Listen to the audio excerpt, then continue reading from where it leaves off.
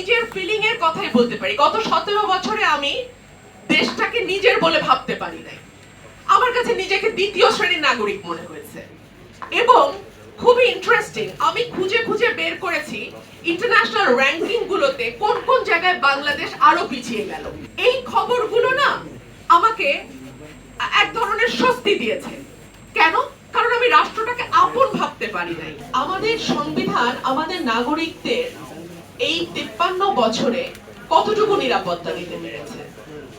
বাংলাদেশের নাগরিক এই সংবিধানকে কতটুকু আপন করতে পেরেছে, কতটুকু নিজের বলে ভাবতে পেরেছে?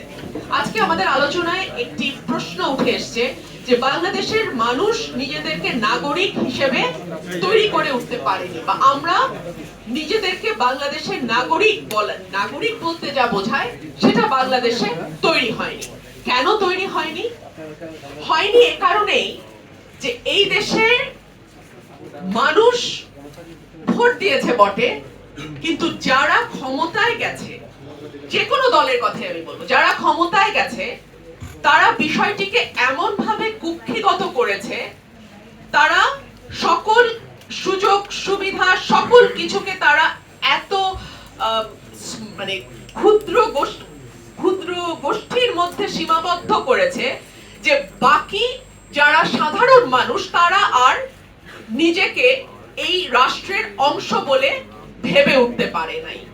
সেই কারণেই বাংলাদেশের কোনো পরিবর্তনে, বাংলাদেশের কোনো সিদ্ধান্তে, বাংলাদেশের রাষ্ট্রের কোনো বিষয়ে তারা নিজেদেরকে আর সম্পৃক্ত করতে পারে নাই। আমি নিজের ফিলিং এর কথাই বলতে পারি। গত 17 বছরে আমি দেশটাকে নিজের বলে ভাবতে পারি নাই। আমার কাছে নিজেকে দ্বিতীয় শ্রেণীর নাগরিক মনে হয়েছে। এবং খুবই ইন্টারেস্টিং, আমি খুঁজে খুঁজে বের করেছি ইন্টারন্যাশনাল র‍্যাঙ্কিং গুলোতে কোন কোন জায়গায় বাংলাদেশ আরো পিছিয়ে গেল। মত প্রকাশের স্বাধীনতায় পিছিয়ে যাচ্ছে, গণতন্ত্রের সূচকে পিছিয়ে যাচ্ছে, দুর্নীতির সূচকে পিছিয়ে যাচ্ছে। এই খবরগুলো না আমাকে এক ধরনের স্বস্তি দিয়েছে। কেন? কারণ আমি রাষ্ট্রটাকে আপন ভাবতে পারি নাই। আমি নিজেকে রাষ্ট্রের নাগরিক হিসেবে রাষ্ট্রের প্রতি আমার যে দায়িত্ব এবং আমার যে হিস্সা, তার দুটোর কোনোটাই আসলে আমি বুঝে পাই নাই। তার সুবিধা অনুযায়ী, তার ইচ্ছা অনুযায়ী, তার ক্ষমতাকে সুসংহত করবার জন্য যা যা করা দরকার এই সংবিধানকে ব্যবহার করে তাই করা হয়েছে। সেই কারণেই সংবিধানটা না 17 কোটি মানুষের সংবিধান কোনোদিনও হয়ে উঠতে পারে নাই। এবং মানুষ, এই দেশের মানুষ কখনো নিজেকে নাগরিক হিসেবে গণ্য করে যে ভোটটা যে দেব, আমি আমার রাষ্ট্রের কল্যাণ চিন্তা করে, আমার দেশের ভালো চিন্তা করে, আমি একজন শিক্ষিত, আমি একজন বিজ্ঞ, আমি একজন সত্যিকার অর্থে যিনি রাজনীতিটা বোঝেন এবং করেন তাকে ভোট দেব, এটা কখনো সে ভাবে নাই।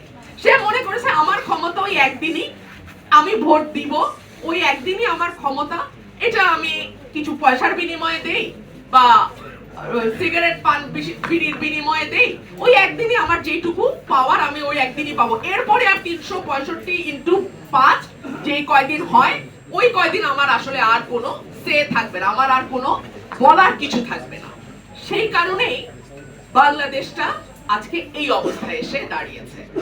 বিলাতে কিন্তু কোনো সংবিধান নাই, সংবিধান নাই বলতে কোনো লিখিত সংবিধান নাই, কিন্তু সেখানে কি চমৎকার নির্বাচন হচ্ছে না? সেখানে কি চমৎকার গণতন্ত্র নেই? সেখানে কি চমৎকার মত প্রকাশের স্বাধীনতা নেই? আছে। আছে এই কারণেই যে সেখানে দীর্ঘদিনের চর্চায় আমাদের যেই পলিটিক্যাল সংস্কৃতি, রাজনৈতিক যে সংস্কৃতি আমরা তৈরি করেছি, সেই ধরনের কোনো সংস্কৃতি সেখানে গড়ে ওঠে না।